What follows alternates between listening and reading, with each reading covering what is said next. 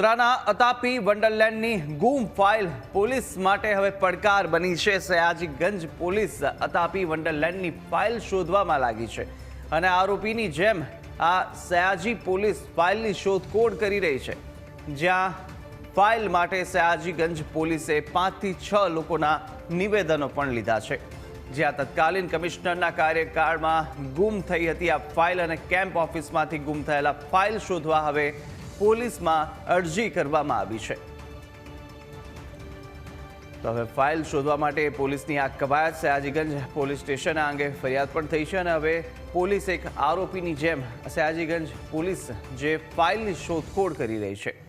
તો 5 થી 6 લોકોના નિવેદન પણ પોલીસ દ્વારા લેવામાં આવ્યા છે અને હવે તપાસ પણ શરૂ કરાવી દેવામાં આવી છે। તત્કાલીન કમિશનરના કાર્યકાળ દરમિયાન આ ફાઇલ ખોવાઈ ગઈ હતી। ફાઇલ ખોવાઈ ગઈ છે કે કોઈએ ખોવી છે તેની દિશામાં પણ પોલીસ હવે તપાસ કરી રહી છે।